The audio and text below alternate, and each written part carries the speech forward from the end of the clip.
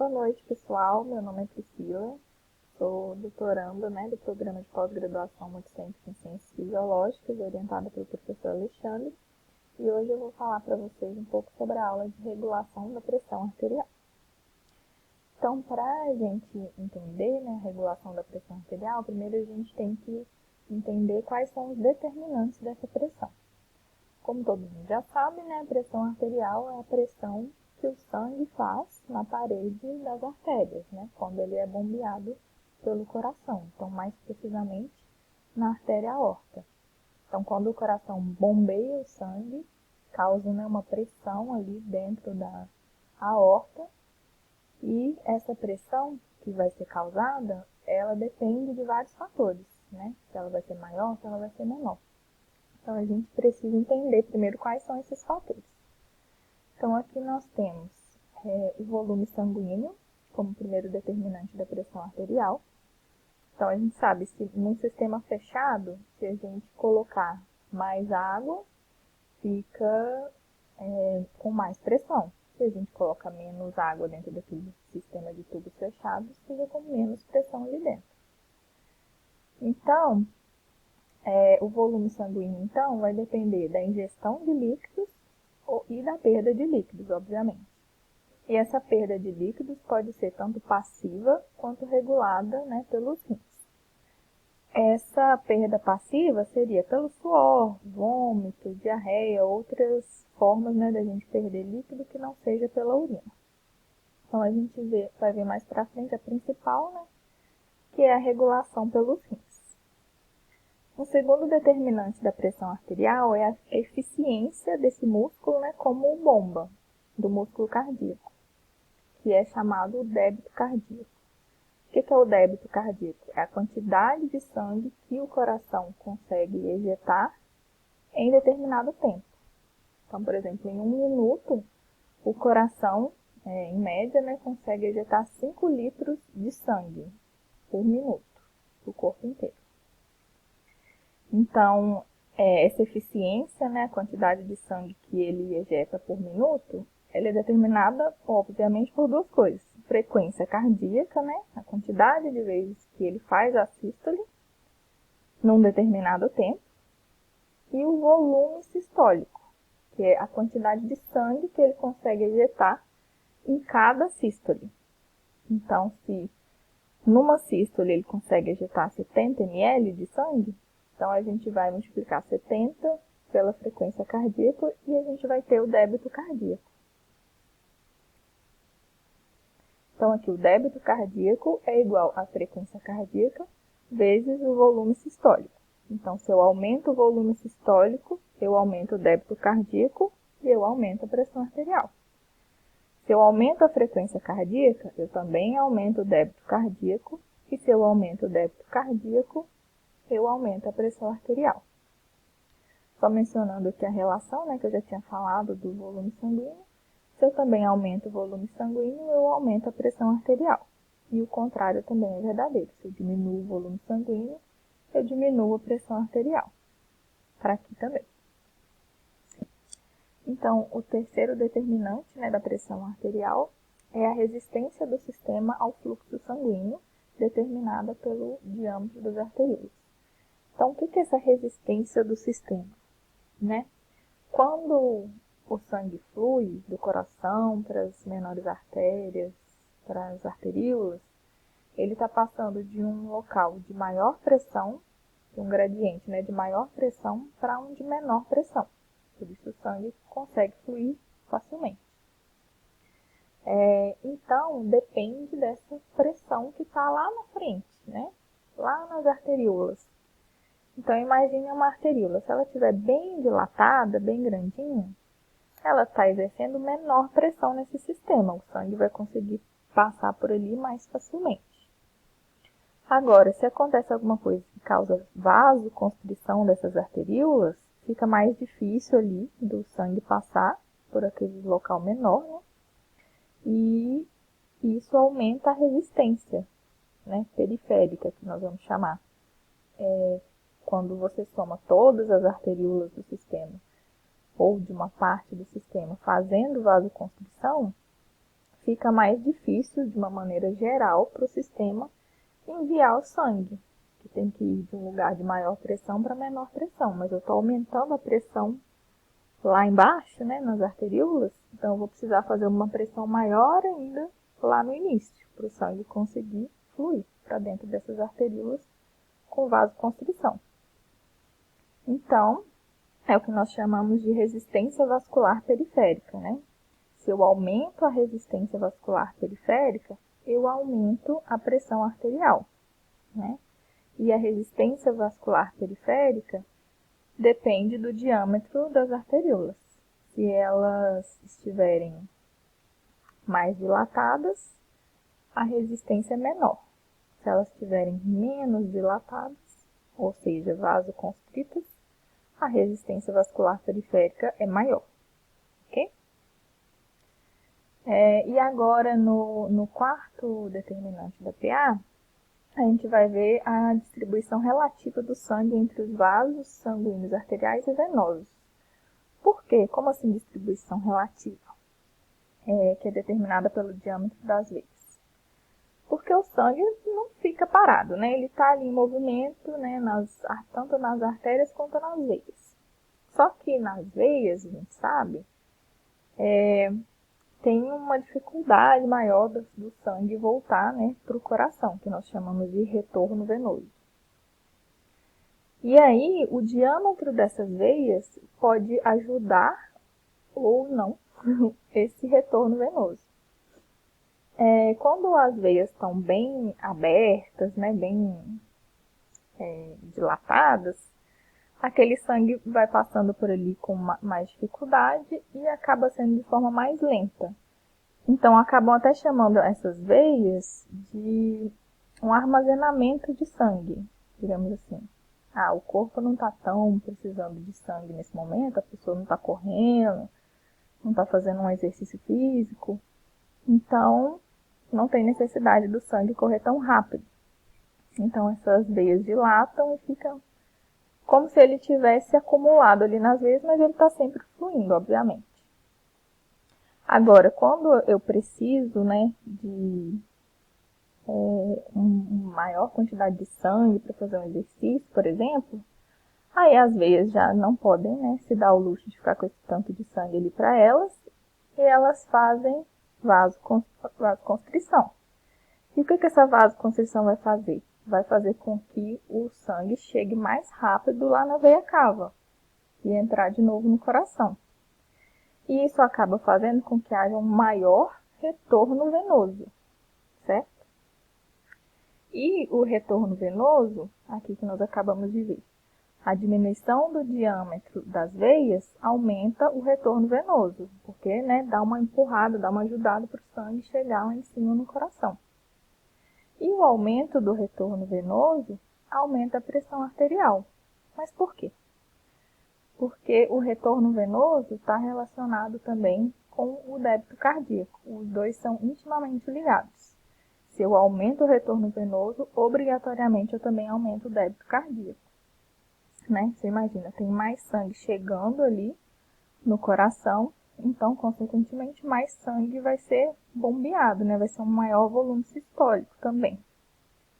Então, o aumento do retorno venoso aumenta o débito cardíaco, aumenta a pressão arterial também. Certo? Bom, então agora nós vamos entrar mesmo, né, nos mecanismos que regulam a pressão arterial. Nós temos duas grandes divisões de mecanismos para regular a pressão arterial, didaticamente, né, digamos assim. Mecanismos de curto prazo, que vão responder rapidamente a alterações na pressão arterial, e mecanismos de longo prazo, né, que exercem ali mudanças que demoram um pouco mais para serem feitas, mas que também duram por mais tempo. Então, quais que seriam? A curto prazo são mecanismos neurais, né? Por isso que eles são rápidos. E eles são chamados o baroreflexo, quimiorreflexo e a resposta isquêmica do sistema nervoso central, que a gente vai falar um pouquinho sobre cada um deles. A longo prazo, nós temos o sistema rins líquidos corporais, né? Lembra que a gente falou que o volume do sangue é bem relacionado com a pressão arterial? Então, Então, a gente vai ver essa regulação renal de sódio e de água. E também o sistema renina-angiotensina-aldosterona. Com certeza vocês já devem ter ouvido falar. Ele é um ótimo regulador da pressão arterial também. Bom, então vamos continuar, né, com o reflexo barorreceptor, ou barorreflexo. O que seria esse barorreflexo?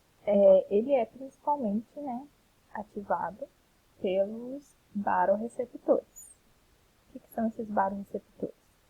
Eles são sensíveis à pressão, a variações de pressão, e enviam essa informação lá para o sistema nervoso central. E onde que eles estão localizados? Tanto no arco aórtico, quanto no seio carotídeo. Então, tanto quando a pressão sistêmica, né, a pressão que está indo para o restante do corpo, e a pressão que está indo lá do sistema nervoso central, né, encéfalo, eles estão intimamente ligados, né, com essa pressão e vão responder, né, de maneira regular, modular essa pressão. Então, eles são sensíveis à pressão? Não. Os barorreceptores, eles são mecanorreceptores. Então, o que acontece? Quando a pressão aumenta, o que acontece com a artéria? Ela tem uma expansão, né, para acomodar aquela quantidade de sangue que chega. Então, esse estiramento, né, da parede da artéria e também causa um estiramento também dos barorreceptores, e eles percebem esse estiramento como esse sinal, a pressão aumentou. E aí esse sinal é enviado aqui, tanto do arco aórtico, tanto do seio carotídeo, para o centro cardiomodulador ou centro vasomotor do bulbo.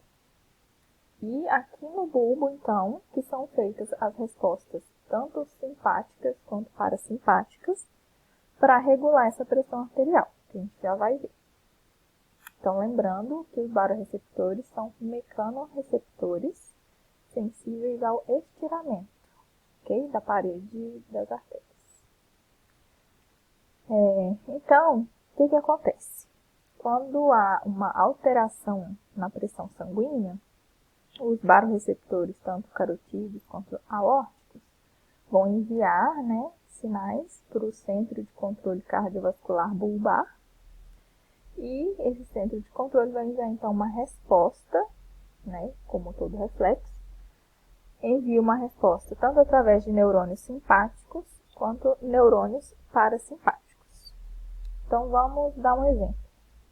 Se fosse um aumento na pressão, esses barorreceptores, eles ficariam estirados, né, porque a pressão fez esse estiramento, e esse estiramento causa que os barorreceptores enviem sinais.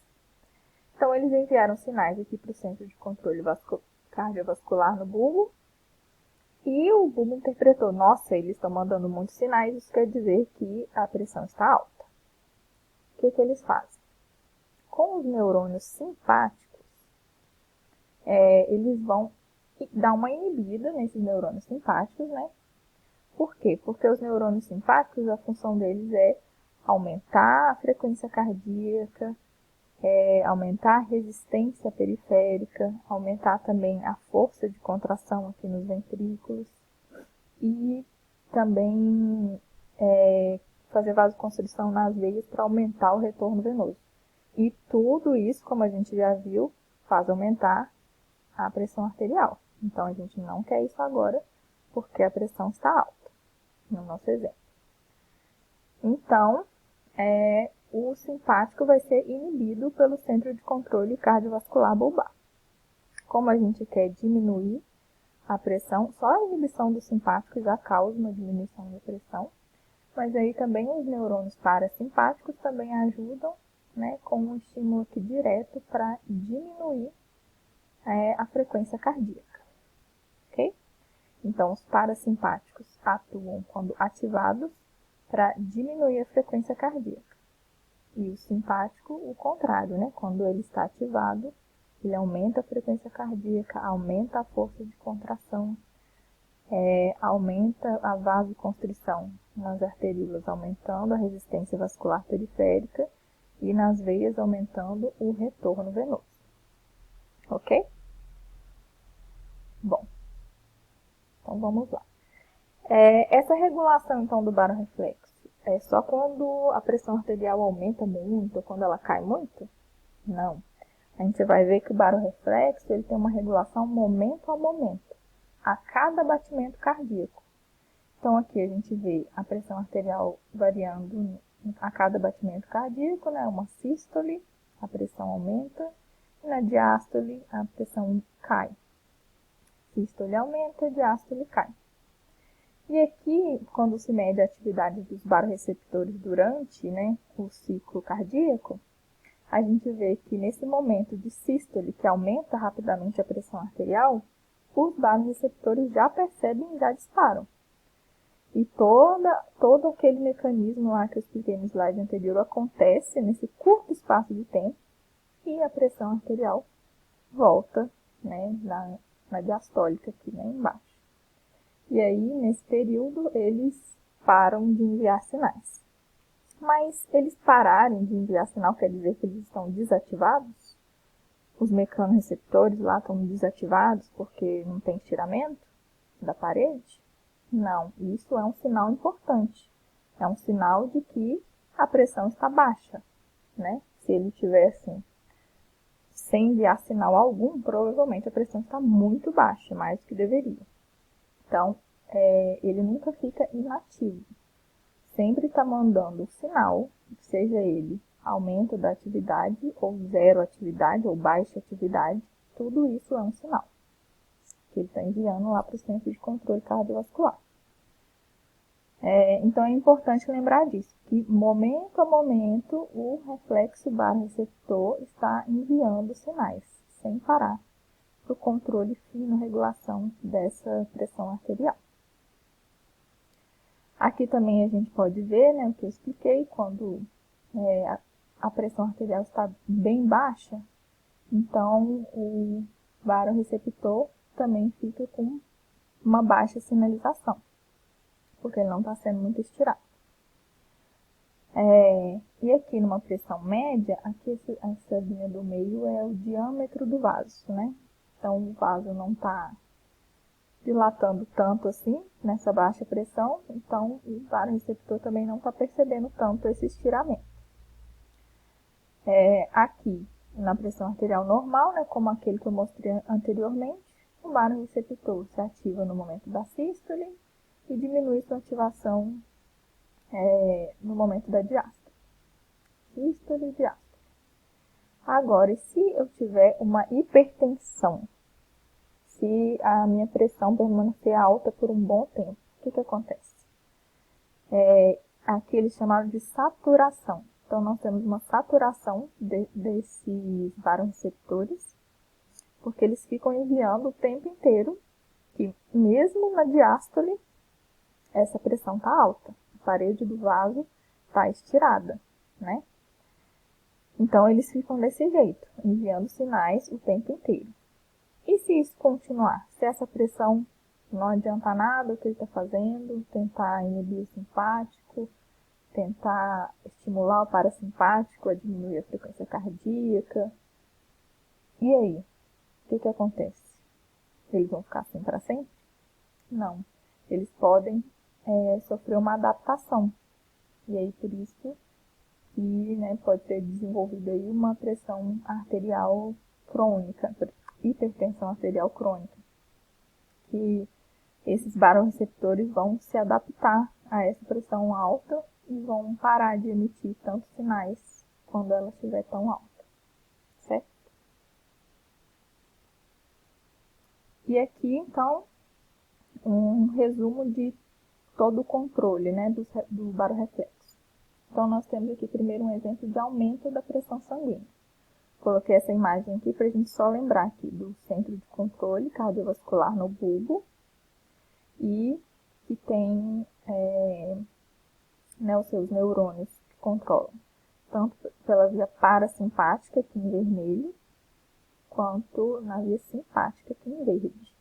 Lembrando que o simpático que controla aqui o diâmetro dos vasos. Então, o aumento da pressão sanguínea vai causar um aumento do disparo dos barorreceptores, né? como a gente acabou de ver.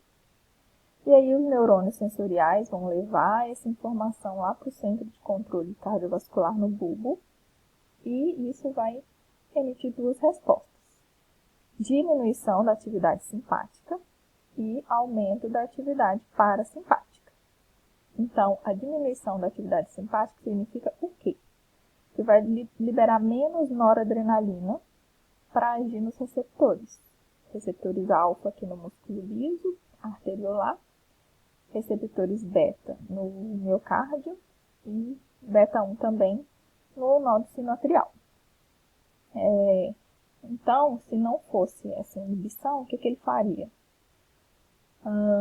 Se eu tenho menos noradrenalina liberada, eu vou impedir que faça uma vasoconstrição nesse músculo, que é isso que o simpático faz, vasoconstrição. Então, se eu tenho pouca noradrenalina para fazer vasoconstrição, eu vou ter uma vasodilatação como consequência. E se eu tenho menos noradrenalina para ativar o miocárdio ventricular, eu vou ter também uma menor força de contração. Né? Se o simpático tivesse aumentado, eu teria uma maior força de contração.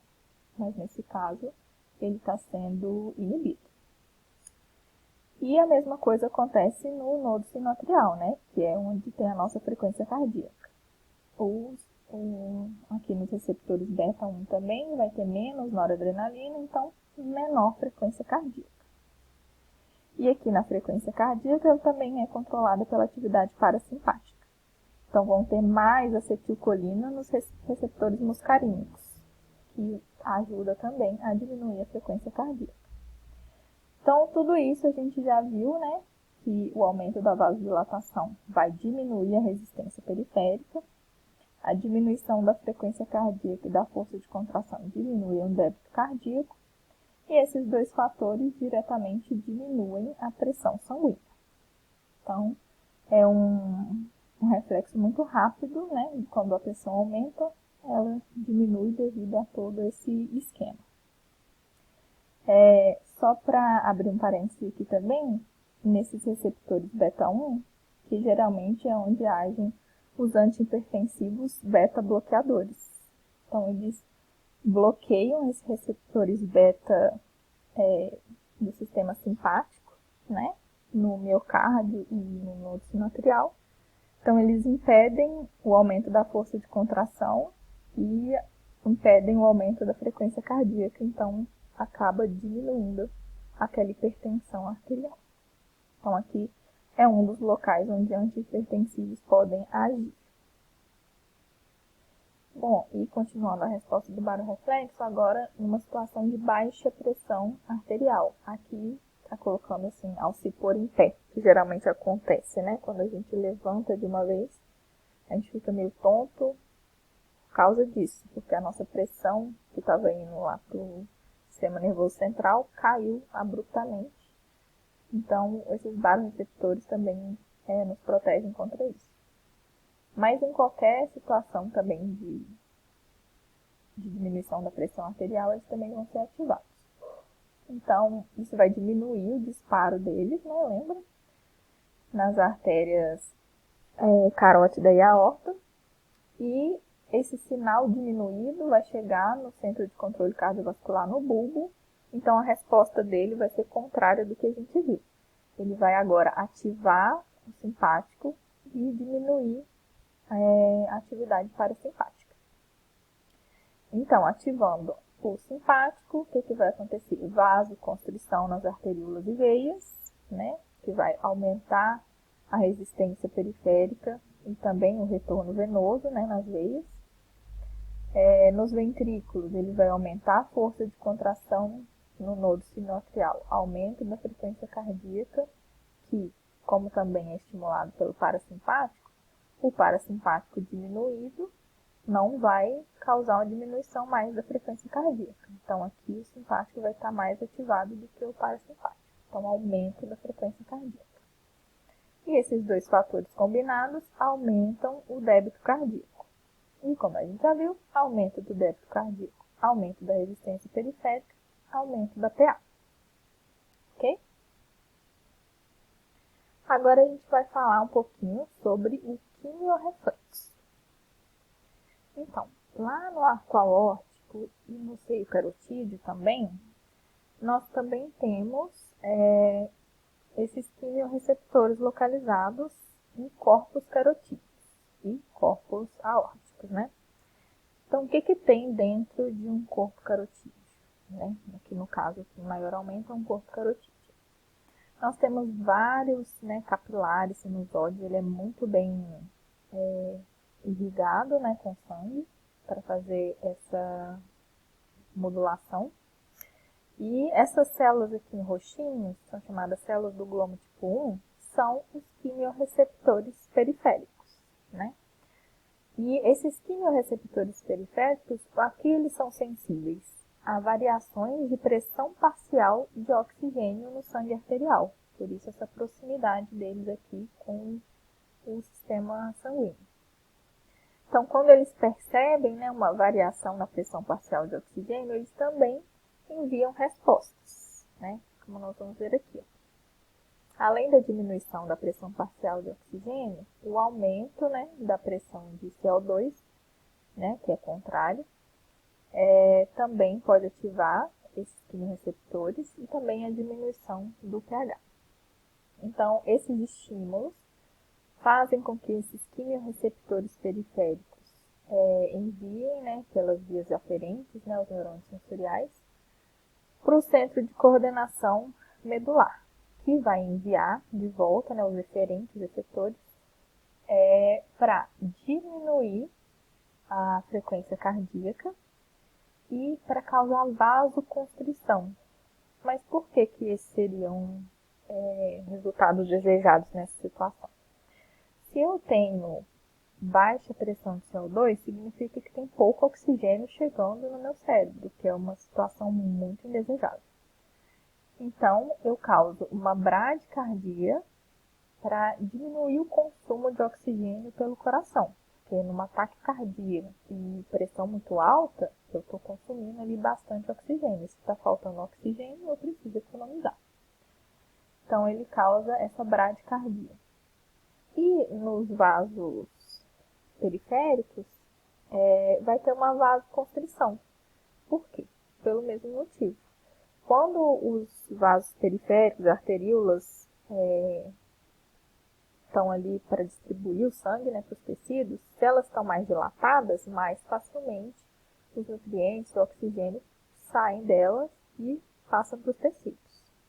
E como a gente está querendo economizar o oxigênio porque o mais importante é o cérebro, então causa essa vasoconstrição também para diminuir um pouco esse aporte de oxigênio para os outros tecidos.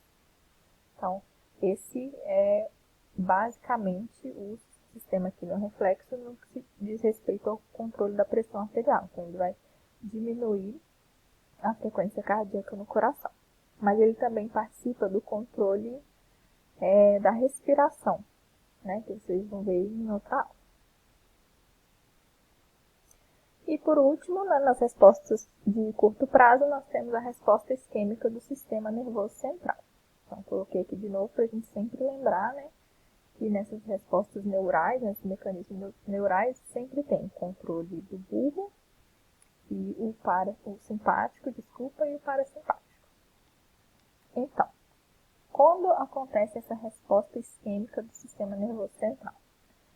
Quando a pressão arterial cai para menos de 60 milímetros de mercúrio, isso no caso é uma pressão arterial média, Que a gente tem a sistólica, que geralmente é 120, e a diastólica, que geralmente é 80. Então, a gente fala que a pressão média é 100. Então, se você está com 12 por 8, sua pressão média é 100. Aqui, com uma pressão média de 60, provavelmente o indivíduo está com uma sistólica de 80 e uma diastólica de 40. Então, está muito baixa essa pressão. Então, com uma pressão arterial média com valores menores de 60, o que acontece? Acontece uma diminuição do fluxo sanguíneo para o cérebro, Que nesse caso a gente está falando do sistema nervoso central. Então, ali mesmo, lá no bulbo, esses neurônios, né, do centro vasomotor, cardiomodulador, eles vão perceber essa diminuição do fluxo. De que maneira? Com a isquemia, né, que é a falta de nutrientes, né? Então, se o fluxo está muito baixo, então quer dizer que está passando ali poucos nutrientes de maneira muito lenta. Então, faltando oxigênio, faltando glicose e tudo mais, né, que precisa nesse tecido de alta atividade. Então, nós chamamos isso de isquemia. E também por um acúmulo, né, de gás carbônico, que é um tecido de alta atividade, então está sempre produzindo ali muitos produtos do metabolismo. Então, esse gás carbônico vai acumular lá também. E tanto a isquemia, né, a falta dos nutrientes, quanto o acúmulo de gás carbônico vão ativar diretamente esses neurônios vasoconstritores e cardioaceleradores, né, do parasimpático. Então, aqui nós temos em verde, né, o parasimpático, tanto esses neurônios, né, vasoconstritores e os cardioaceleradores, que vão aumentar a frequência cardíaca, aumentar a força de contração, aumentar a vasoconstrição. E tudo isso faz o quê? Aumenta a pressão arterial de modo muito significativo. Essa resposta isquêmica do sistema nervoso central é uma resposta de emergência. Então, ela não é ativada assim todos os dias, momento a momento, igual os baroreceptores, por exemplo. Né? Ela só em situações de emergência, quando mais nada está funcionando para aumentar a pressão arterial. Então, ele faz esse boom de ativação simpática. Então, aqui nesse próximo slide, a gente tem até uma comparação dessas três respostas. Então, aqui o tempo, né? Temos aqui o tempo que início da resposta em segundos, minutos, horas e dias. E qual que é o máximo de feedback de cada um desses sistemas. Então, nós temos aqui os primeiros que nós vimos. Em azul, os baroreceptores têm, né, uma boa resposta por um determinado tempo, por algumas horas, mas a partir de um dia ele já não consegue mais fazer essa resposta a longo prazo. Os quimiorreceptores também é uma resposta ainda menor que os baroreceptores, e a resposta isquêmica do sistema nervoso central é a maior resposta, consegue ativar, trazer essa pressão arterial que estava lá em 60, consegue levar até valores de 240. Então, assim, é uma carga muito grande simpática e pode ficar ativado por até uns 10 minutos. E demora algum tempo para essa pressão diminuir novamente, depois que ele é ativado. Certo? E aqui depois, então, na próxima parte da aula, a gente vai começar a ver os mecanismos a longo prazo, né? Que aqui seriam o controle dos fluidos corporais pelos rins. Certo? Então, por enquanto, alguma dúvida?